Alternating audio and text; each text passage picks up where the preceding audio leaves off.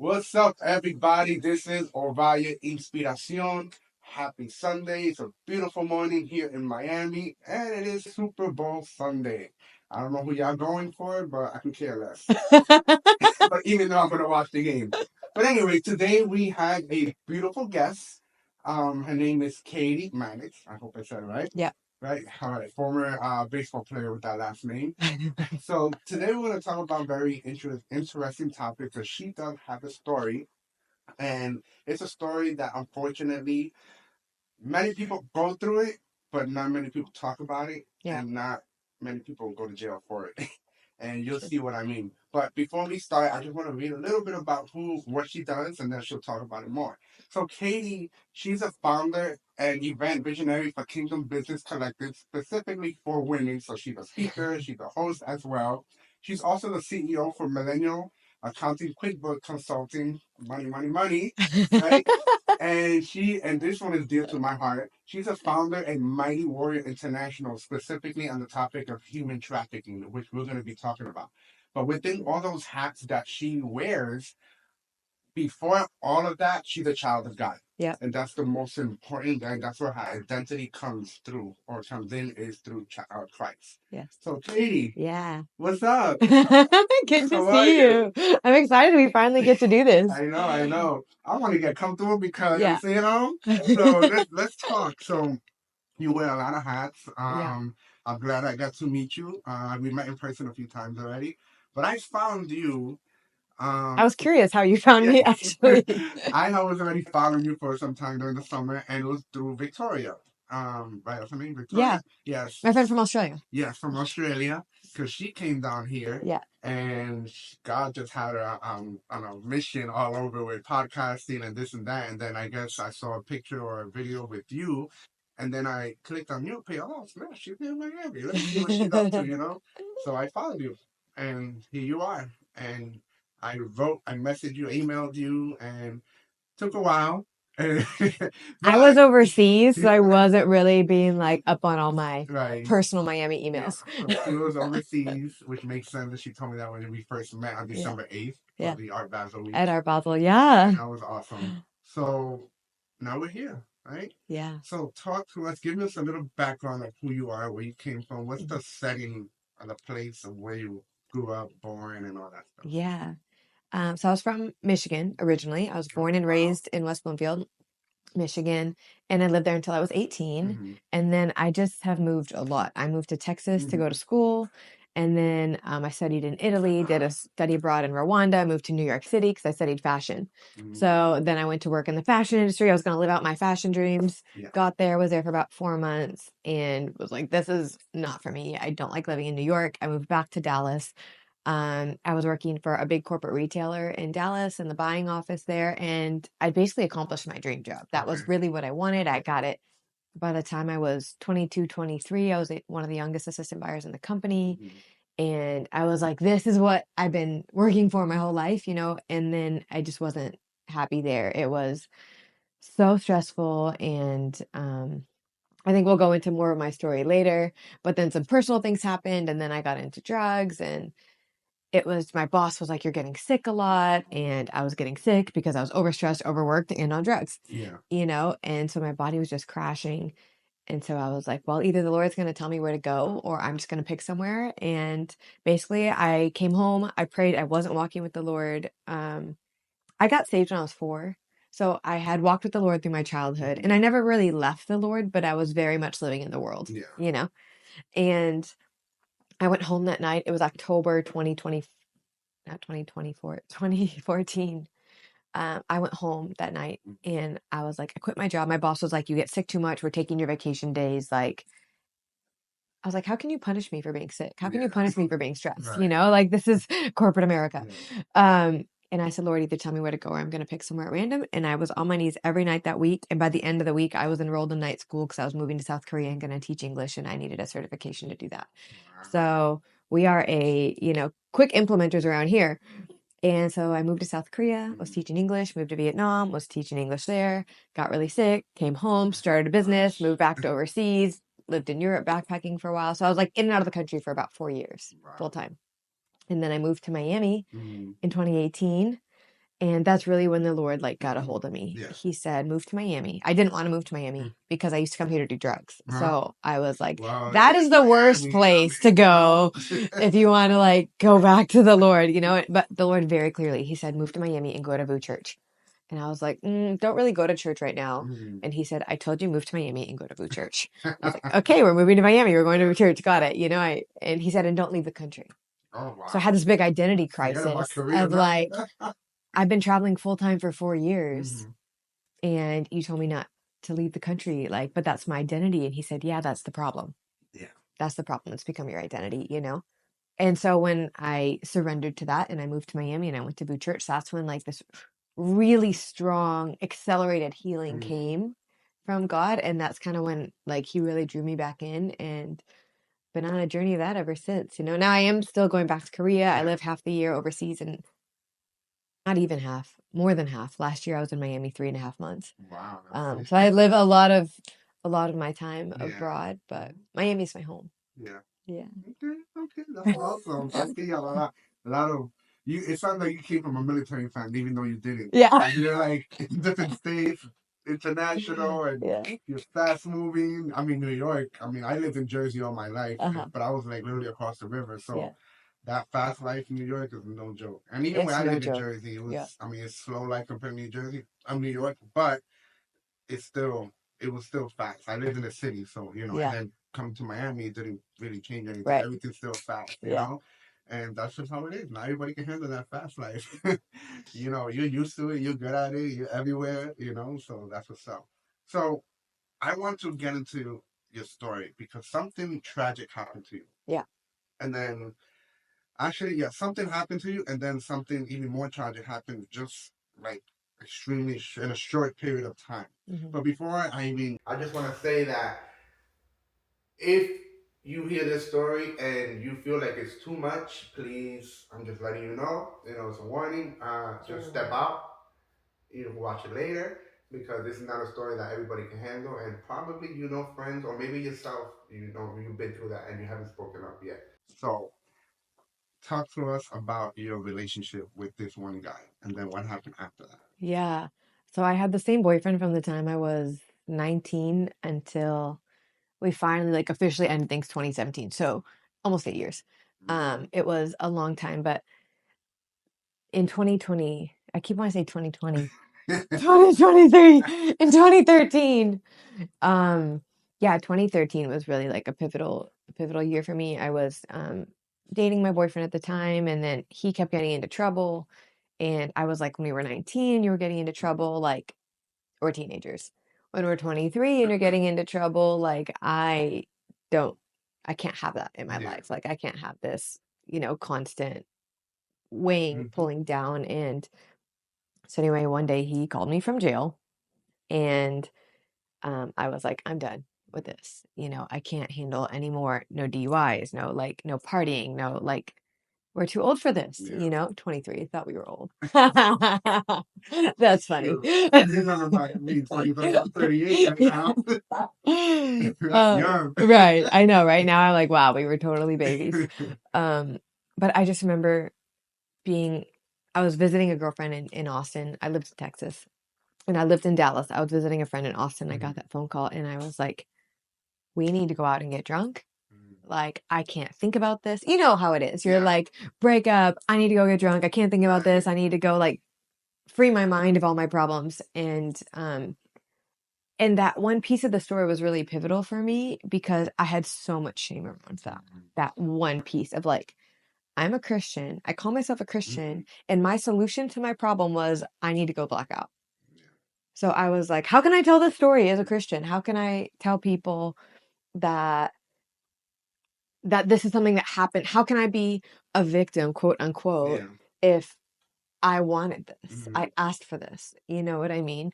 So anyway, we ended up going out that night in Austin and I had one drink. We were fine. I had a second drink, black, nothing else. And when I woke up, somebody was having sex with me while I was unconscious. And I knew him.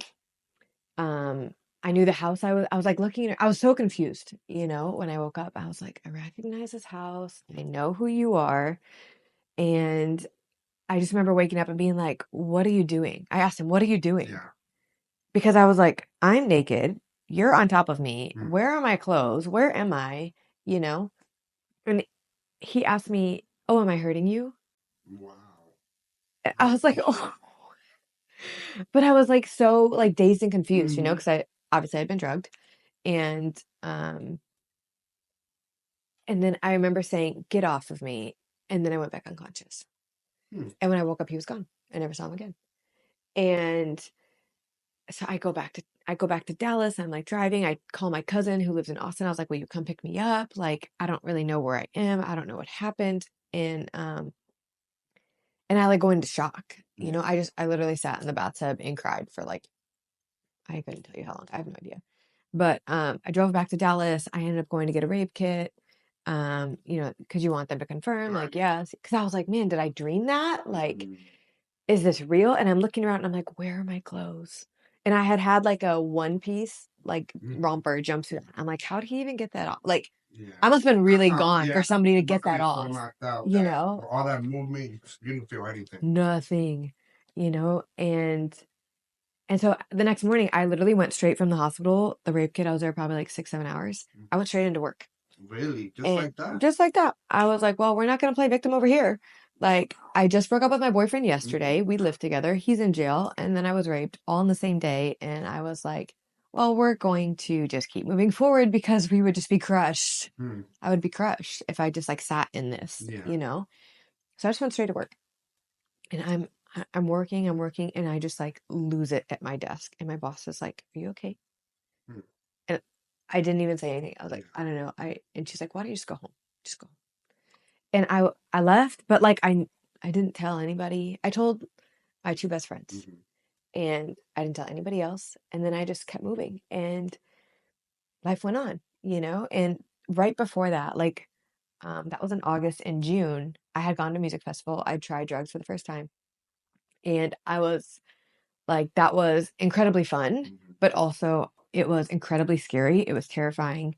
I like lost consciousness. I couldn't see. It was just like all I could see at the beginning were swirls of light. I couldn't Yeah. make out faces. So I lost my friends in a sea of 300,000 people. I was alone all night. Like, and I was like, I'm never doing that again. Mm-hmm. But then this like really traumatic event happened. And so a couple weeks later, when my friends were like, we're going to another music festival. Do you want to go? And I was like, no, like, I played with fire once. I came out alive. I don't need to do that Yeah. again. And then I was just so broken that I was like, you know what? A music festival sounds like the best thing right now of going and forgetting all of my problems. But of course, that's not the solution. And Right. that was how I just snowballed into doing drugs, Wow. pretty party drugs. Yeah. I was taking Adderall twice a day, Molly every weekend, Molly's? Oh my Molly, goodness.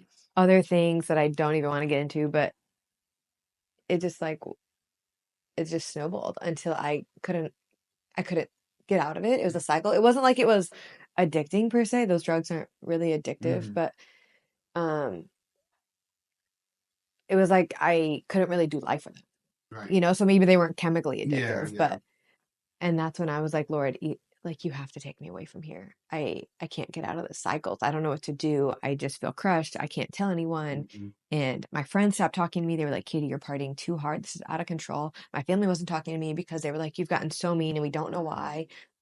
I was losing my relationships. Now my boss is like, you get sick too much. We're taking your vacation days. If you keep like this, you're going to lose your job. And I'm like, I'm losing everything. So Yeah. why don't I just remove myself and start life over completely in South Korea when no one owns me? With all of that, God's grace was poured out.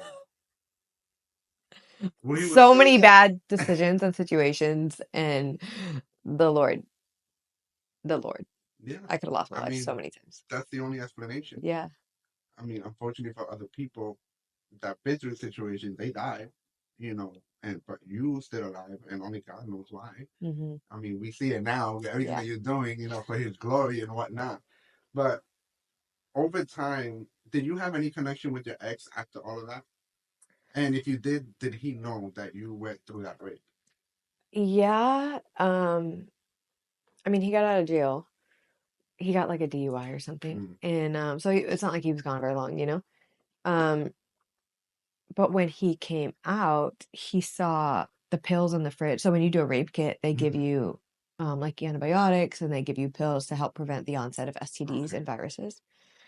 And so he saw those pills in the fridge, and he looked up what they were, and he was like, "You were having sex with somebody else. Like, why are you taking pills to prevent the onset of STDs? Like, who did you sleep with? I was Right. only gone for a couple Right. weeks, you know?"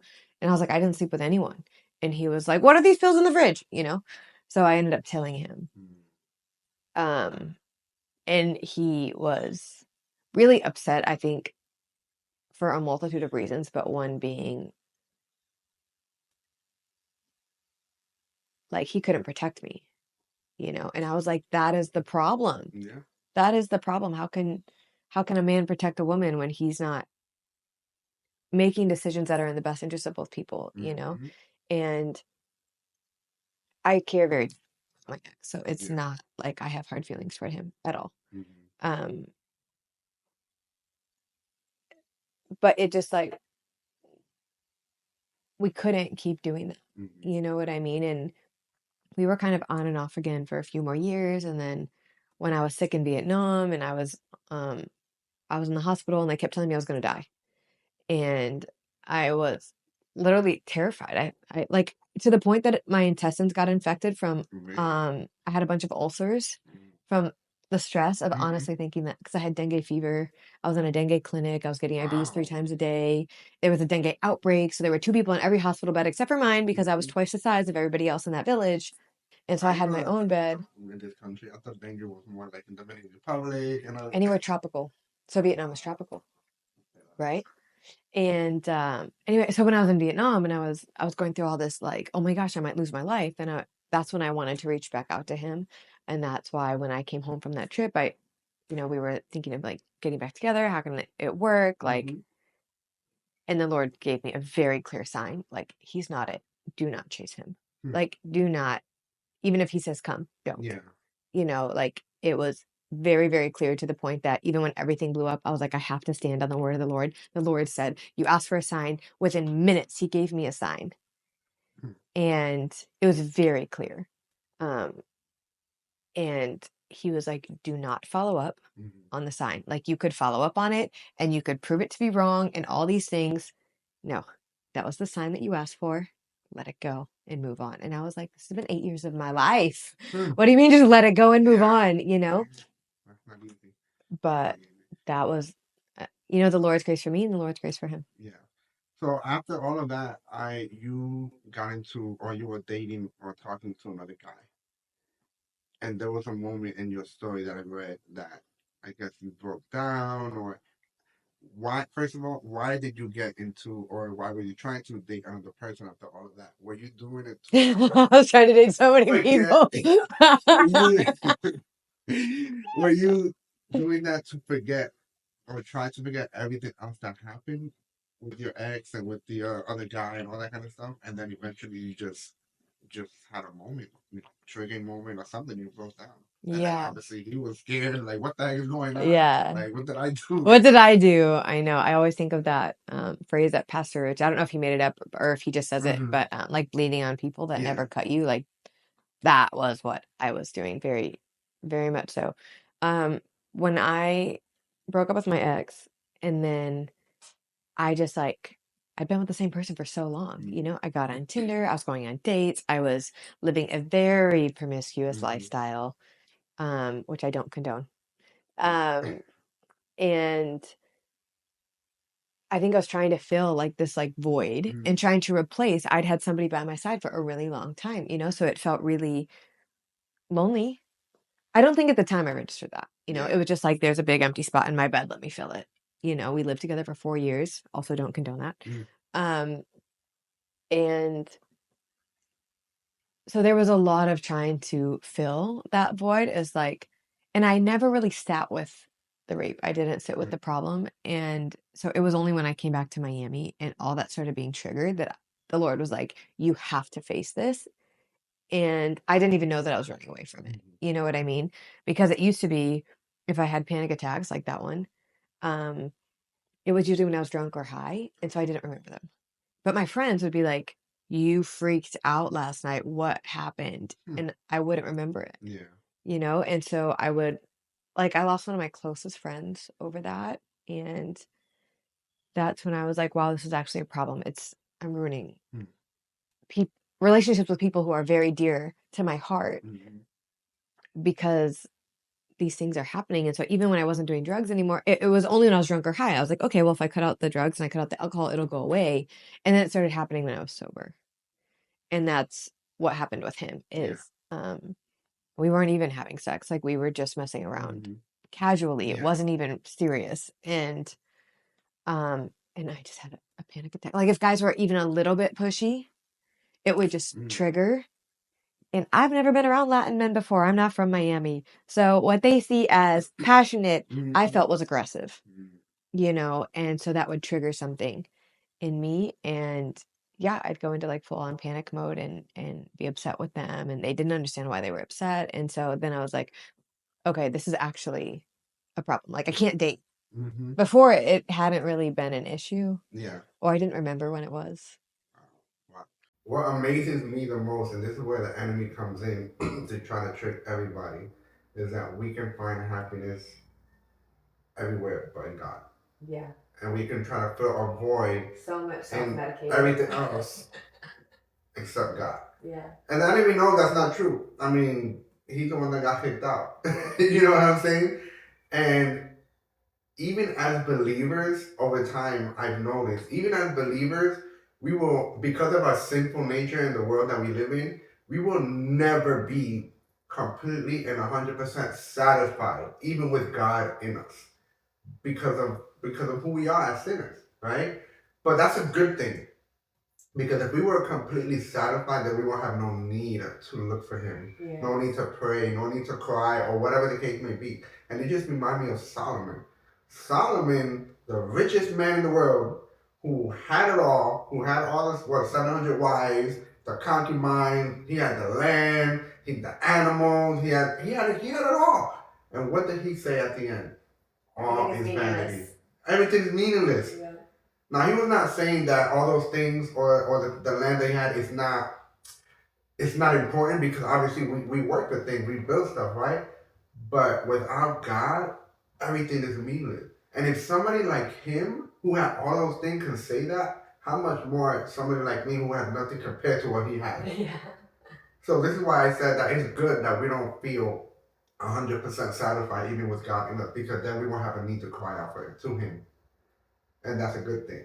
Yeah, a dependence Yes, for sure. exactly. So that's awesome. I love that. I love that. So let's fast forward a little bit. All right, now actually, you went to South Korea, but then you came to Miami in 2018? 2018, right? So, and you visited the Blue Church, I believe, right? You visited the Blue Church. So tell me that little journey to Miami, being, with Boo, and where did God come into the picture of more in your life when you started growing spiritually and dealing with what happened to you in the past? I think there were like a couple really pivotal moments, you know. So my parents had bought a house in the Keys while I was abroad. And so they were like, well, because the Lord had told me, he said, go home and don't go back overseas. And I was like, I have no life at home. I've lived abroad for years now, you know. I left Texas in 2014. I came back from overseas 2017, and then I was like in and out. So it wasn't until 2018 that the Lord said, go home and don't leave. So I was like, I don't even have a home. Where is home? And so my parents were like, why don't you go stay in the house in the Keys while you figure it out? Yeah. And so I was in the Keys, just kind of like doing life alone and just sitting with God and being like, okay, you told me to come home. What do you want me to do? And that's when he said, move to Miami and go to Boo Church. And my house in the Keys is not that far from Miami. It's not in Key West. So I would come up to Miami and go to Boo Church even before I moved to Miami, just to start being like, okay, well, I need new friends. The people that I did know in Miami were not people that I wanted to, other than like one close friend, most of them are not people I wanted to run with in my new life of sobriety. And so I was like, I'll go to this church. I'll start making some friends. And I used to come and party and stay on West Ave. And I love West Ave in Miami Beach. And so I said, well, I'm going to go live in a different part of the city. I'm going to make all new friends. I'm going to do what the Lord said. I'm going to go to VU. And when I am healthy and clean, then I can go live on Miami Beach again. And so that was really what I was doing. And I was here visiting. It was October 2018. I didn't live in Miami yet. The Lord told me on a specific Sunday, go to Miami, go to VU Church. And there was a guest pastor speaking named Mikan Carter. And he was doing this sermon called Pick It Up.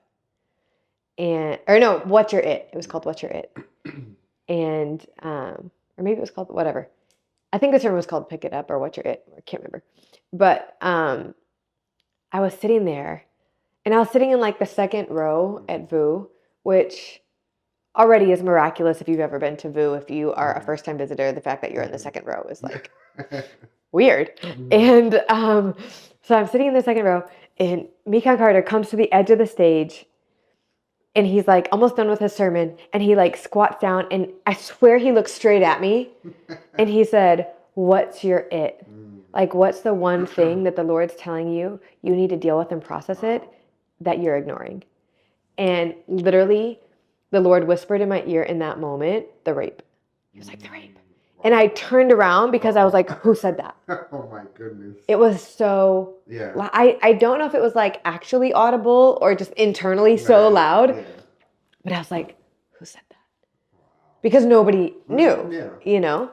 And so I go home and I'm like processing it, and I'm like, okay, Lord, like you're directing me to this church. Clearly you're trying to tell me something at this place. And so a few weeks later, I'm traveling to California for a work conference, and I'm listening to Pastor Rich on podcast, and he was doing a sermon called Love Lies, and he said in the sermon, what's the first thing we need to do if we need to heal from a trauma?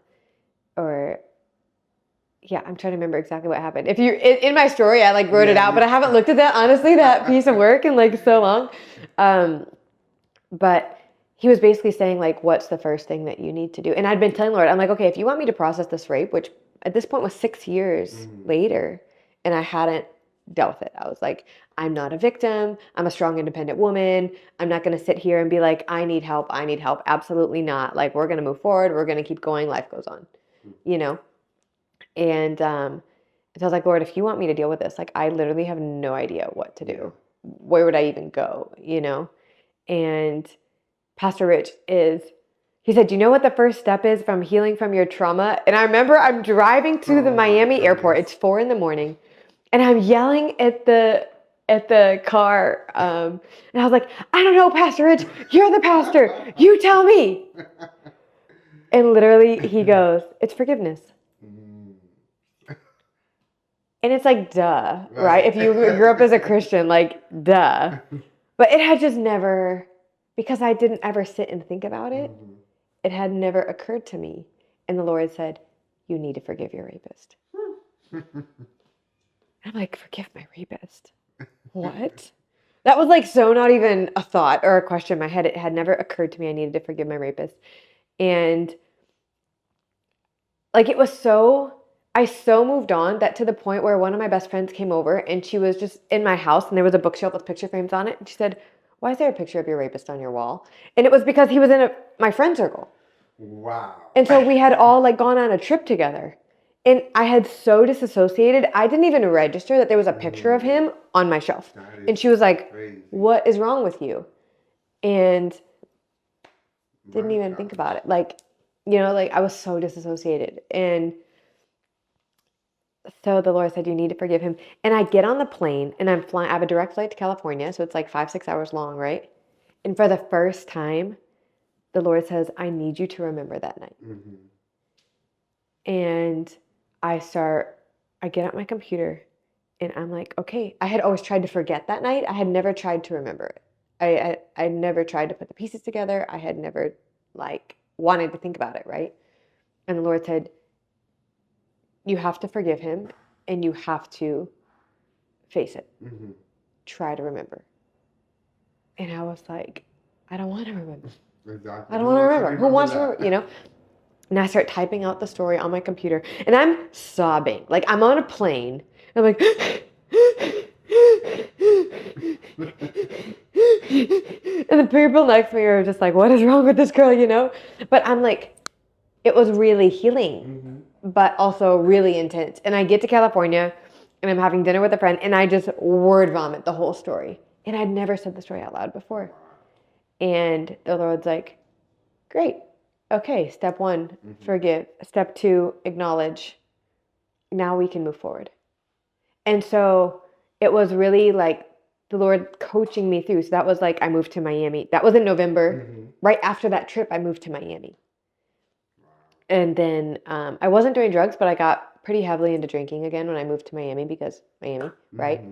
And then that was like making everything worse. And so then in February 2019, the Lord said, no more sex, no more dating, no more men, no more partying, no more alcohol, no more anything.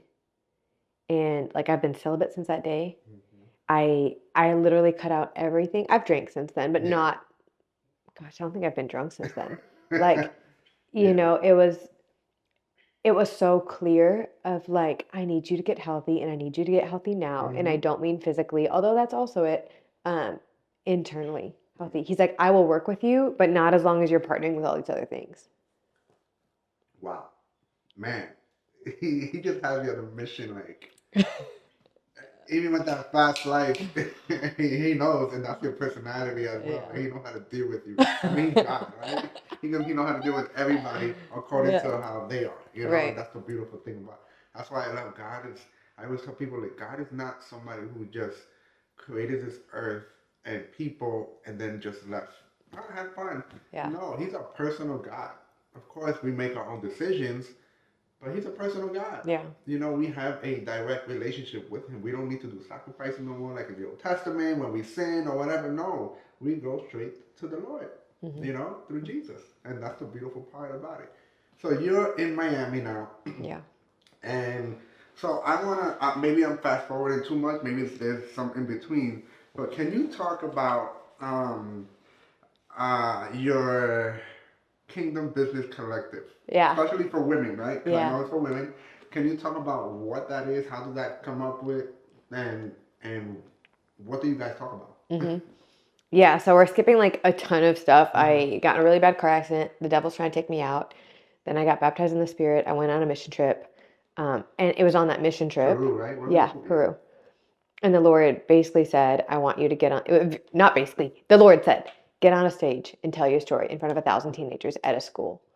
And I'd never told the story before. And I was like 1,000 people the first time, really?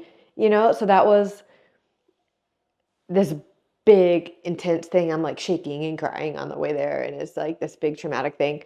But that one time I told it, the first time, that was like when I got free. It was incredible how the Lord like took all of that and then one swipe, knocked it out, you know? So then once I got free from that, then I got sick. I was on bed rest for 2 years with an autoimmune disorder. 2 years? Sheesh. And in that, I started going to ministry school. The Lord told me to go to ministry school. The day I started ministry school, I got sick and I couldn't get out of bed. And I was in and out of bed for 2 years.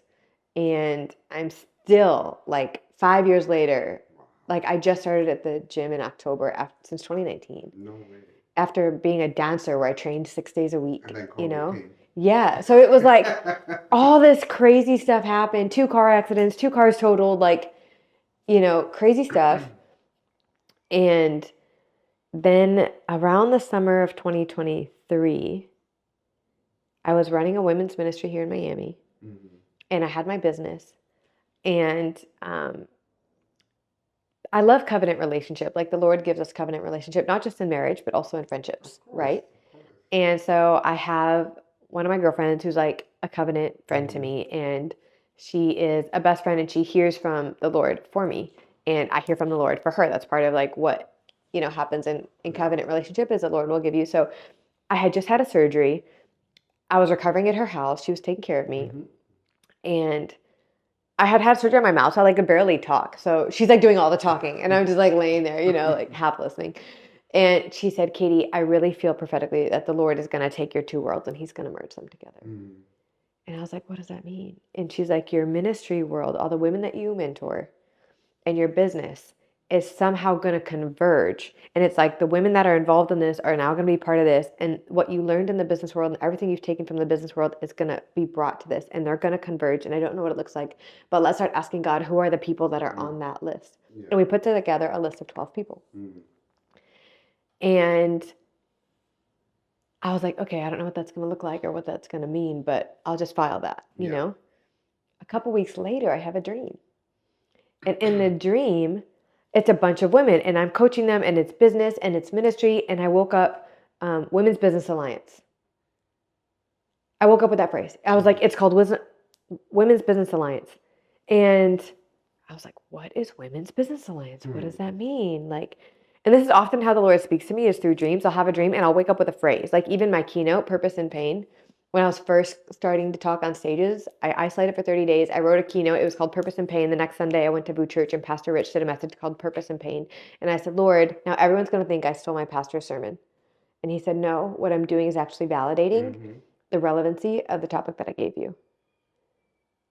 And I was like, that's weird, because I had like left town for 30 days and I came back, and a day later, my pastor did a sermon of the same topic, you know? And so I have learned through my history with God to, when he gives me something in a dream, it's important. You know, I write down all my dreams. And so I wake up, I'm like, Women's Business Alliance.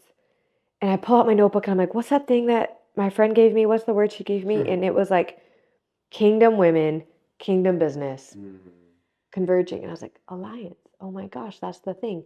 And I'm like, Women's Business Alliance. I feel like the name was already taken, you know, and I'm like, how can I build this out? When the Lord gives me an idea, I'm like, okay, let me just isolate and strategize and try to put something together. And if it flows, then I know it was the Lord. And if it like doesn't come together, I'm like, okay, it's an idea for later. Okay. So it's flowing and I'm putting it together, and I come up with the name Kingdom Business Collective, and I was like, oh, this is perfect. I love the name. At the time, nobody was using the word collective, which now there's, right? Like, it's funny because there's so many businesses. Alliance is the more common word for everything. But now there's so many collectives. Like every week, I feel like there's a new collective. But when I first looked up the name, like nobody was using the word collective, and people thought it was kind of weird back in 2023. Anyway, long story short, I was like, okay, this is July. I'm going to launch it in October. The Lord told me leave Miami, move to California in August. So I did that. And I'm like trying to launch this thing, and it just like isn't working. I'm in full-time ministry school. I'm doing an internship with Iris Global. I was on an anti-trafficking team in California. That was part of why I went out there, and I'm running my business. And I was like, I don't have the capacity to launch another business. So long story short, that's October. I moved back to Miami in June, and the Lord said launch the business in July. And that was July 2024. He said host a conference to launch the business. So I hosted a conference. I launched the business. And it's a kingdom business. It's a marketplace ministry. So like, yes, it's a business, but our heart is really to equip women in kingdom business. What does that look like? We bring in monthly kingdom impact speakers. So these are people from all over the world who are making a difference in the world. And so they are business people. They are people in the marketplace. They have business minds. They are entrepreneurs, but their heart is kingdom. And so the goal of Kingdom Business Collective is to train and equip and activate. And so we encourage and inspire women to step boldly into their kingdom assignments by exposing them to people who are already doing so. And then we have our monthly Kingdom Impact speakers. And then I do either a teaching or a training every month, or Q&A, or whatever I feel like the women need that month. And then we have weekly Bible study, and we do quarterly business trainings. So like this month, it's on financial literacy. Part 1 is February, part 2 is in March, and it's on financial literacy, accounting 101 for business owners. Like, what do you need to know to be a successful woman, even if you don't own a business, to be able to hold yourself in conversations in the business world, to be in the marketplace, to be a woman of wealth, a woman of honor. Like, you need to know how to read a balance sheet. Of course. So right. And I love that you said that, even if you do not have a business. Because I always tell people, because I love finance. I mean, I'm not going to get into that rabbit hole, but I love that topic of finance. I mean, I hate math, but I always tell people, listen, all your life, from the moment that you start working until you die, you're going to work or unless you retire. Whatever. Regardless, you live in a world or in a country where you cannot live without money. Right. You need to understand it. Unless you don't eat, then you're not going to go sleep in a house or somewhere and have a nice bed or whatever the case may be. At least take a small financial literacy course to understand how money works. Exactly. You don't have to go all the way to the extreme or to, to become someone that's your thing. That's okay. Hmm. But what if you want to get married one day? You have kids. There's gonna be money involved, Right. right? I mean, I have two kids. I have two little ones. I Yeah. have to think about their future, Yeah. my future, and how to handle money because it is a lot of money. Take Hmm. some type of financial. You're not gonna escape that. Right. It's impossible. Everyone needs it. Right? This is Yeah. not back in the day where we have animals and we negotiate. I'll give you 3 land for this. No, it's not that. We have money. We will work for it. Yeah. So that's very important that you mentioned that. Even if you don't have a business, still take a financial literacy course to know how money works. Yeah. Because you need to learn how to budget. If you have debt, what's the plan of getting out of debt? Oh, I'm just making this amount of. Okay, but what if you want to pay this in 6 months? How much you got to pay each month to get rid of that, right? Yeah. Don't just go with the flow and let it. And it doesn't work like that. Hmm. So that's good that you said that. I love that. Thank you. And I know you recently just had a conference. Yeah, 2 weeks ago. Like, yeah, 2 weeks ago. And I was all up on the videos and pictures. Like, if I was part of that, I should have just showed up with a wig and a dress. And, I'm a woman too. Let me go. I identify as. Yeah. Right? So that's awesome. And I'm sure that went well, right? Yeah, it was amazing. That's all. And it was here in Miami. It was here in Miami. Right now we're doing my tentative plan. Every conference I've done, it was because the Lord gave me a word, do a conference. He gave me a date. He gave me everything. Like in October, I was in Korea and the Lord said, I was in a dream. I was sleeping and it was me on a stage with my friend Robbie and we were hosting a conference. We were speaking together at a conference and in the dream, it was January 18th. And so I woke up and I texted Robbie. I was like, hey, I just had a dream about another conference. You and I were on stage, so I think you're supposed to be a part of it. And it's the date the Lord gave me is January 18th. And so I was like, dang it, that's tax season. I'm going to count it. Like, wow. But I was like, okay, if this is a Saturday and if my venue is open, I'll assume the conference is supposed to be that day. And if the venue's not open or it's not a Saturday, then I'm like, okay, there's this date is representative of something else. But that was it. And that was the day we did the conference. So I'm hoping to do like 2 a year, one in the winter, one in the summer, because that's usually when I'm here. Yeah. And hopefully doing a conference in Korea in the next I year. about that. If you would do something outside of Miami. Oh, yeah. Okay. I mean, our members for KBC were already in 5 countries. Oh, okay. So, yeah. That's awesome. Then you are also a CEO for Millennial Accounting QuickBooks Consulting. Yes. And ABCs, explain that for people. What the heck that is? We do monthly accounting and bookkeeping services for small businesses. I don't typically take on monthly clients anymore. I take on consulting work. So like if people bring me in and say, can you either sit with me, review my books, or like I'll do consulting with them. But I don't very often take on new monthly clients. And then a lot of my work right now comes from CPAs because the CPAs, tax preparers, I should say. Yeah. A lot of my work comes from CPA tax preparers because we don't do taxes. We do everything up until the taxes. And so like we do annual books, monthly books, and then consulting and cleanups. Okay. So my favorite part of my job is usually a CPA will come to me and they're like, this person gave me their books to do their taxes, but they're completely wrong. They don't make any sense. They didn't give me enough information or it's not done at all. Can you clean it up in a short amount of time? So I usually will take somebody's incorrectly done books, untangle it, re-put it back together, and give it back to the CPA. That's like consulting cleanup. Yeah. That's my favorite part of my job because for me, that's like a giant numbers puzzle that I know how to solve. I'm like, this is where I can bring value, So I do a lot of that. Yeah. That's kind of like the bread and butter of my business right now. It's more consulting where it used to be more like monthly clients. We had lots of monthly clients. I still have my monthly clients, but the consulting is easier for me to take on it project style while I'm managing all these other businesses. Cool. Yeah. You need somebody like her. Find me and then I'll get to her. And then, which is another topic dear to my heart. So you're the founder of Mighty Warrior International. Yes. What Mighty Warrior? What is? Are you on war or something? Like, what is Mighty Warrior? It was inspired by the movie Wonder Woman. Oh, okay. Because in the movie Wonder Woman, I'm not like a big. Part 1 was better. Yeah, part 1 was the best one. The acting part 2 with the other people in there, I'm like. Plus, I love Gal Gadot. Yeah. Anyway, I'm really not a movie person. Like, I don't watch a lot of TV at all. Okay. But my friend was like, Katie, you really need to see this movie. It's really prophetic. And so I'm like, okay, I watched the movie and I'm having this like God encounter through the movie. I was like, oh my gosh, she thinks she needs the weapon. And then she realizes she is the weapon. This is so prophetic. Like, this is the Lord. This is identity in a nutshell, right? Like, you think you need all these things, but actually, like, you are the Lord's weapon. That is the whole thing, right? And so I was like, she is a mighty warrior. Like, she comes from this clan of warrior women who are fighters in their army, their private army, and they're born of the gods. Like, I was like, everything about this movie is like the identity of a kingdom woman, right? Like, you're a child of God, you are the weapon, you are given the tools, and then you fight the enemy. Like, Right? what? Pretty much. You As know? simple as that. And I had started having dreams about human trafficking after when I started healing from the rape. I was having all these dreams, and it was like in one dream I was being trafficked through a party, and in another dream I was being trafficked through a kidnapping, and in another dream I was being trafficked overseas, and then in another dream I was rescuing someone who'd been trafficked, in another dream I was the angel helping somebody get out of trafficking. Literally, like, I had all these dreams about trafficking, and I was like, Lord, what is this? And they were so vivid and so clear. Like, they were people. Like, I could give you names of people in Miami who were running these trafficking rings in my dreams, and you would know who they are. And so I don't know if they were literal, those are the people, or if they were metaphoric of people of influence.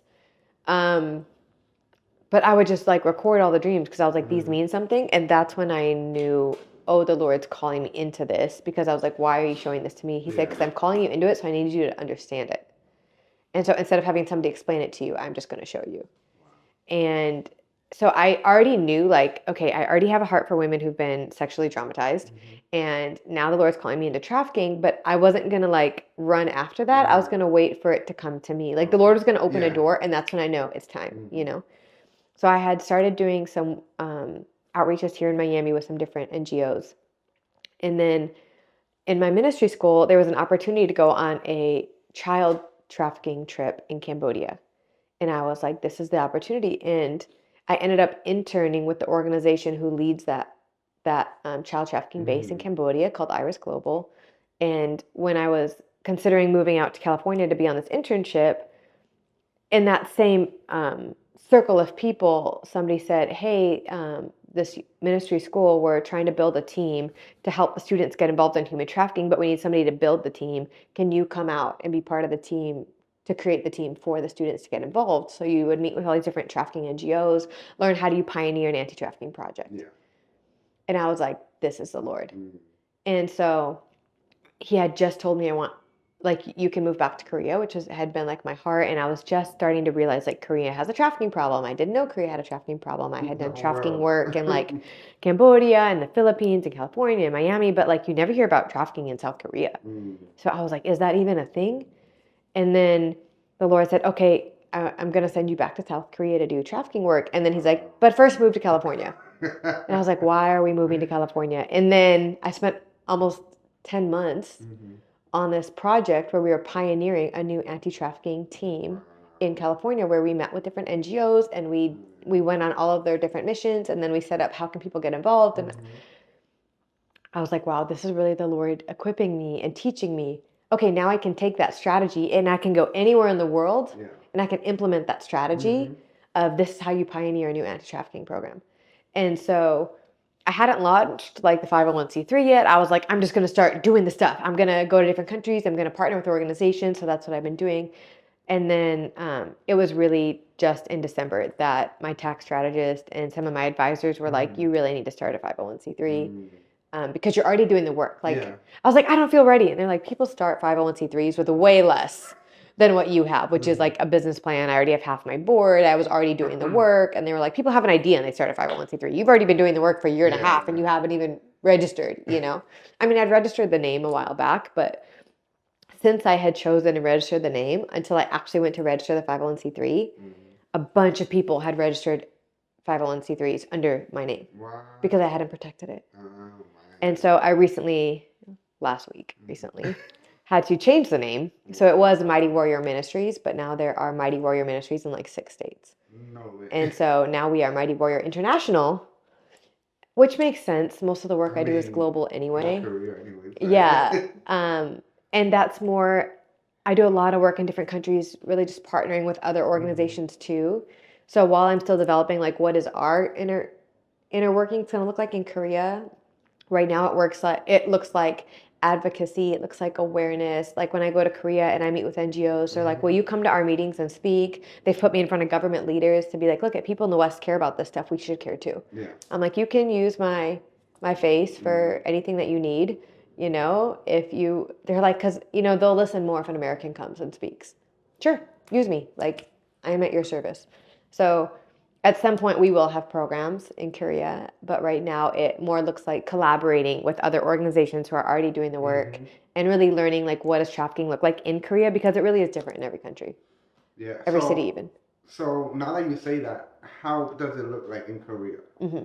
Because obviously, I mean, I only know what is based on what I researched and studied and how it's done in America or in Miami. Yeah. But how is it in Korea? Because I don't know anything about Yeah. how things are done in Korea. I don't even know anything about Korea, period, based just only on wars and all that other Yeah. stuff. But how is it in Korea? In Korea, it's a lot of teenagers, which would be different, for example, from like when I was in the Philippines, you're dealing with a lot of like 18, 19, 20. And when I was in Cambodia, you're dealing with like 5 and 6-year-olds. In Korea, the average age of being trafficked is 12. And a lot of that stems from Korea has a really high, they have the highest teenage suicide rate in the world. Ooh. And they also have really high runaway rate. So 50% of the girls that run away get trafficked. And so the last statistic I saw was, I want to say it was 2020. Don't quote me on that. But it was 100,000 middle school girls run away in Korea each year. If 50% of them end up trafficked, that means 50,000 girls in Seoul get trafficked just from that one scenario each year. That's crazy. Right? So the way that it often looks is a girl is in a home that's dysfunctional. Parents are abusive. Parents in Korea tend to be very intense. They want their children to succeed to an extreme. So they're in really intense school, really intense education, not a lot of grace, not a lot of sleep. And then add in other social problems, alcoholism, domestic violence, stuff like that. So you have a lot of these girls specifically have been sexually or physically abused since they were really young. And they think that their only way of survival is to escape. So they run away. And they'll go to like a chat room, or they call it like a PC bang. It's like a room where you go play on computers. And so she'll go into these PC bangs and she'll go into a chat room and she'll be like, I've ran away from my house. Can somebody help me? And there's traffickers waiting on the other side of those predators. Exactly. So they'll be like, yes, I can help you. I'll give you somewhere to sleep. I'll give you food.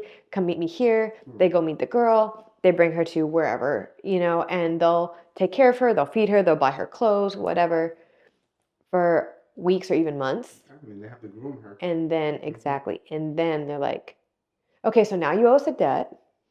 And so now she's in debt bondage. These girls are young, right? Like 12, 13. They don't know that the person helping them is actually going to be like, you have to pay me back. They think these people are just nice. They are too young to understand their rights. They don't know that what's happening to them is considered grooming. They don't know that it's trafficking because it's manipulation and coercion, right? Like, they don't know this stuff. And so they say you can work off your debt by doing these work or whatever. So and then she's in debt bondage and she can't get out because interest is high, and the traffickers are constantly selling the girls to other traffickers, and which increases their debt, because every time they're sold, then the fee that they're sold for gets added to their debt. But they're being moved around so that you can't find them. So that's one of the biggest things about Korea that's different from the other places I've been. Every other place, you could go to where the women are being trafficked. You can go to where the children are being trafficked. You can watch it happen right in front of you. In Korea, it's all underground. It's online. It's on Telegram. There are not very many places where you can go in Korea to actually see it with your eyes.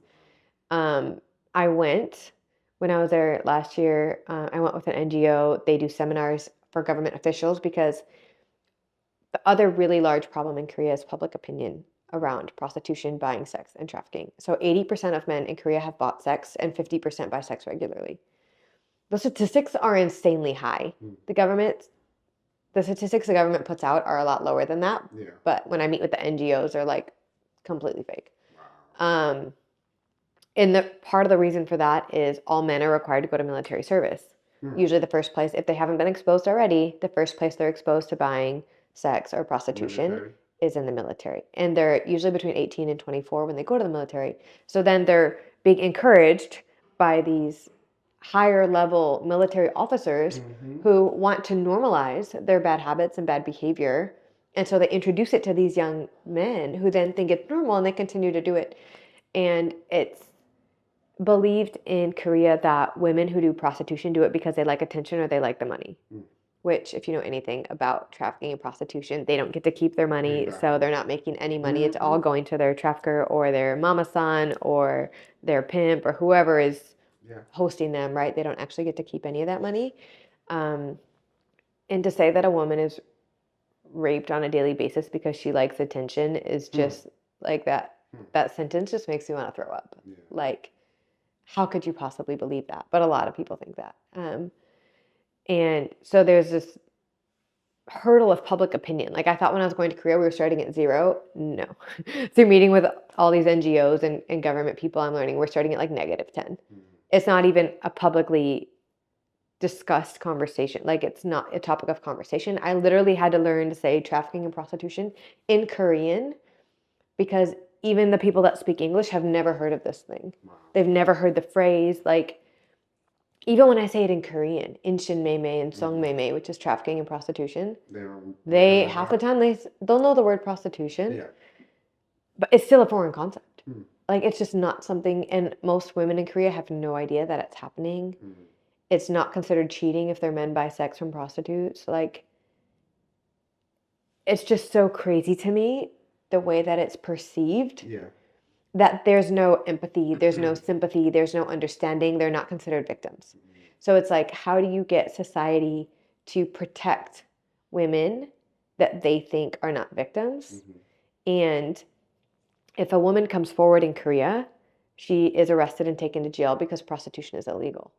Well, the only way to incriminate her pimp would be to come to a meeting with a record of all the men that she slept with and the dates that she slept with them, or photos and video of evidence that she's being trafficked, right?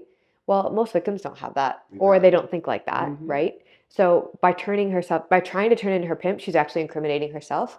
And once she has a misdemeanor or a felony on her record, then she can't get government help.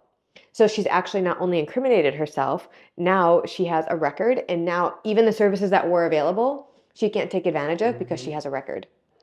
And so it's like the laws need to change. Every public opinion needs to change. It's like the rescuing needs to change, but the rescuing is one piece of a huge puzzle. The system everywhere, every country is just so corrupt. I mean, we live in a fallen world, unfortunately, and the gospel is our only hope. It's going to change. The gospel is our only hope. Amen. Because I always tell people, like, okay, yes, morality is great, but having good morals is not the gospel. Right. Obviously, it's good. When you have the Lord, for the sake of the Lord, not perfect, because we're stained by sin. If we're in the Lord, we're going to do good works unto Him. But having good deeds or doing good deeds does not make someone go to heaven. Right. So I always tell people it's gospel over morality, not morality over gospel. Absolutely. What changes somebody is not, you need to stop drinking, you need to stop having sex before marriage.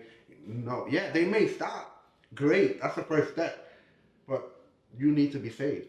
Yeah. You're still a lost soul unto God, right? And that's a beautiful thing. So real quick, with Mighty Warriors International, what exactly do you do in Korea with that? Well, right now it looks a lot like what I was just telling you. Like we're meeting with NGOs. When I'm asked to meet with people in the government, I do. I would like to be able to have more meetings with government officials, but right now I'm slowly, as they say in Irish, like coming in low and slow. Before I come in, I'm like, I'm from America and I have all these ideas of how we're going to solve your trafficking problem. Like, I don't think any country likes that. I don't think anyone likes it when people from another country come in and try to dictate how they think they should solve their problems, you know? So in Korea specifically right now, what I'm doing is really meeting with the NGOs who are already doing the work, and I'm learning and I'm partnering, and I'm like, how can I serve you? What do you need from me? And they're like, hey, we would love if you came and spoke here. We would love if you came and shared this, or, like, really, I'm just coming in to serve the organizations that are already doing the work and learn from them. When I'm like, okay, well, can't we just go like we did in the Philippines? We went there, we rescued 6 girls and moved them into a safe house. Like, Yeah. I mean, they had the organization I was with had been ministering to those girls, some of them for 5 years. So it's not like it happened overnight, but like we could go to where they were and build relationships and give them an offer and help them get out, right? And the NGOs in Korea keep being like, it's not like that here. You can't find them. You have to find them to rescue them, or they have to find you, but by finding you, they're incriminating themselves. So I have realized I already had the idea of like, okay, I need to meet with people first, but now I'm like, no, I really need to meet with people, right? Like, because all the ideas that I had coming into Korea, most of them will not work here simply because of the way trafficking happens. So right now it's really serving the NGOs that are already working and partnering with them. And when I have a better understanding of, I think of trafficking like a pie, right? And like each group or organization kind of takes a piece of that pie. Like this piece or this group is doing the PI work, right? And this group is doing advocacy, and this group is helping change the laws, and this group is raising awareness, and this group works with children, and this group works with teenagers. And so I want to understand the trafficking world in Korea so well of like, okay, this piece of the pie is already taken care of. People are doing it well. I don't need to come and reinvent the wheel. But it's like nobody's handling this piece of the pie. So there's a niche and there's a need that's not being met. Here's where I can come in. Or maybe it's just consulting the organizations that already are there of how they can do business better, how they can raise money better. Like, so I think it's evolving, but right now it looks like coming in and serving the organizations that are already doing the work. Makes sense. Makes sense. Real quick, for those that don't know what an NGO is, what is that? Oh, NGO stands for non-government organization. So the Red Cross is an NGO.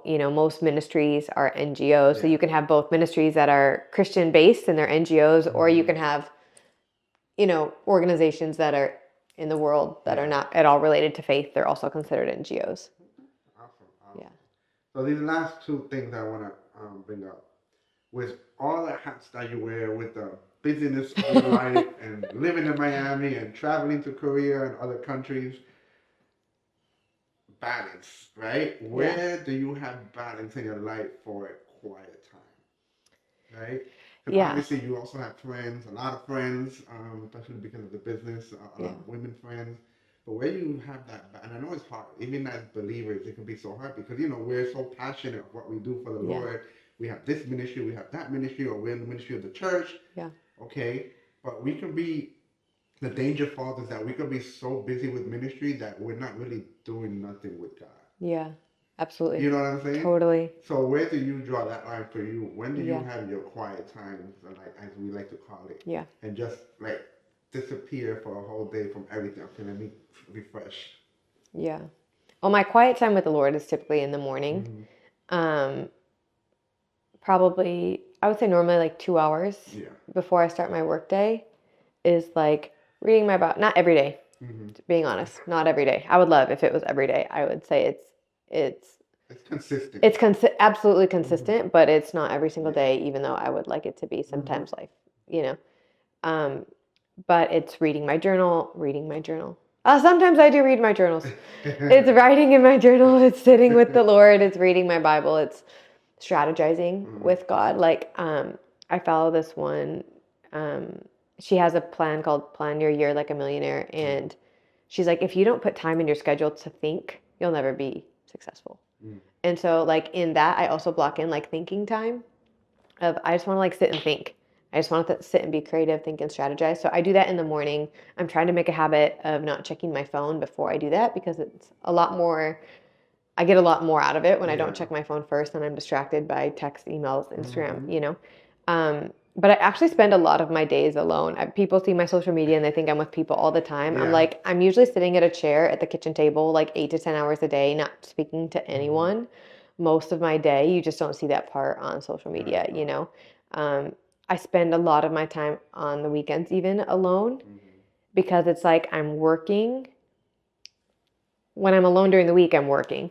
And then on the weekends, I like to use that time to like think and process and deal with my own personal stuff. Yeah. And so I'll do like, I try not to schedule more than one thing a day, honestly, which people see me like all over and they think I like do all these things. But I really try to be intentional of only scheduling one thing per day. And that gives me the space to think and process. And if I'm with people all the time, I find it really draining. I'm actually an introvert, which is really surprising to most people Well, because I'm because they see what you social. see on social media, I'm right? social, I'm Yeah. active, but I recharge alone. I spend a lot of my time solo. And that's how I stay sane and that's how I stay in sync with God. And I can usually tell when I'm like either getting overwhelmed or overcome with anxiety, like, oh, either I've been with people too much, I haven't Mhm. recharged, or I haven't spent time with the Lord. And so my own Yeah. thoughts or even the devil's thoughts are running my mind instead of like what does God Hmm. say about my week and what am I supposed to be prioritizing right now? So a lot of my travel I do solo. I meet with people when Yeah. I'm traveling, but I travel solo. I need a lot of solo time. I don't know what it's going to look like when I'm married, Yeah. but that's really how Yeah. I balance that because being an introvert, I recharge alone. Me and God.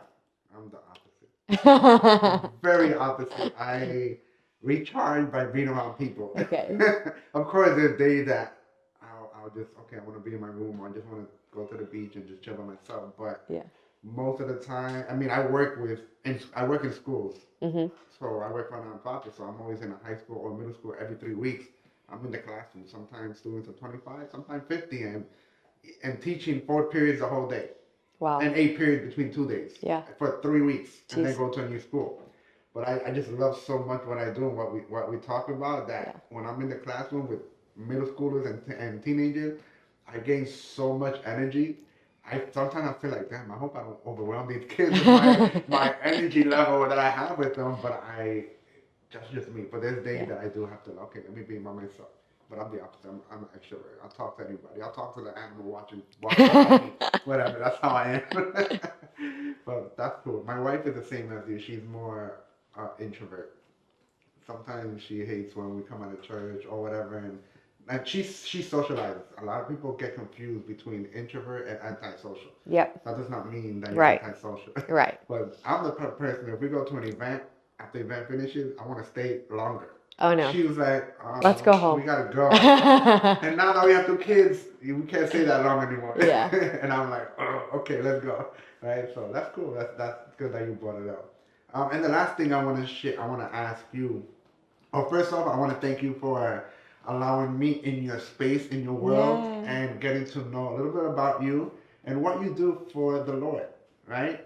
This is probably just a small fraction of your life, and just like people see on social media. Yeah. But I'm very inspired and yeah, very inspired of what you do, Thank you. and especially as a believer in the Lord, continuing that work, especially in the world of human trafficking, because that's my world as well, anti-human trafficking.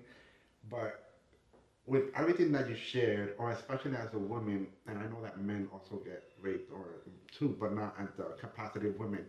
But can you just share anything to anybody that's listening to of your story, whether it's your relationship with your ex or the bad decisions you make, something that you would like to share with them? I think I have this thing that I created when I was first writing my keynote, and now it's in my book, is the ACT method. Acknowledge your pain, commit to healing, and tell your story. And it's because you can't heal from anything that you're Mm-hmm. not willing to face, right? And so you have to acknowledge that there's a problem and there's pain there. And then commit to healing because healing is difficult, right? It's not like, oh, I think I'm just going to like casually. No. Yeah. Like if you're going to overcome a barrier or an obstacle Mm-hmm. that's that deep and something like sexual trauma, Mm-hmm.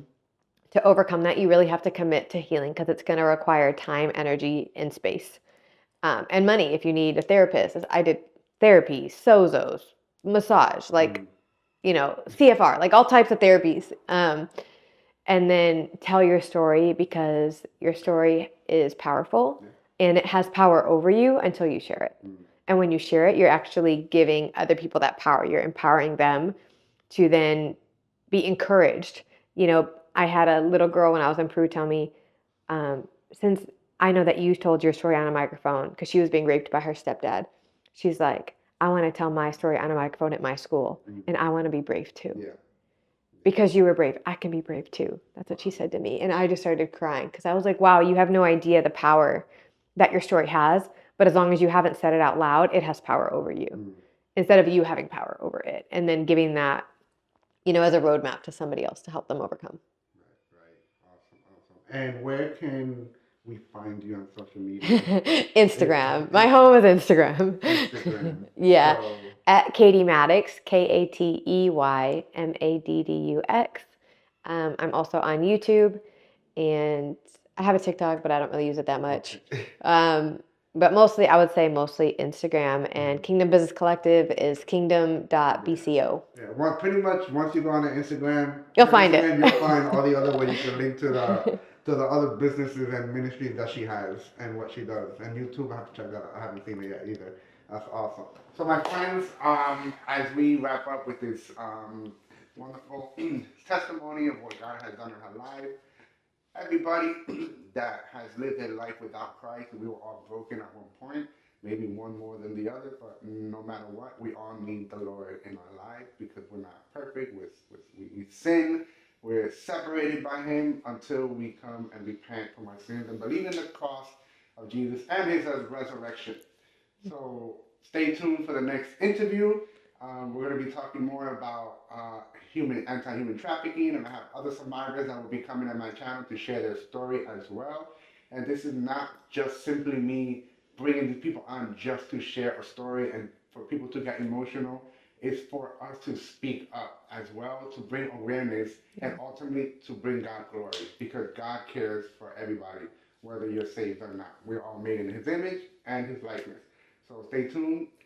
Follow me, subscribe, share this video, and I am Ovadia Inspiración, my last name, and inspiration in Spanish. Peace.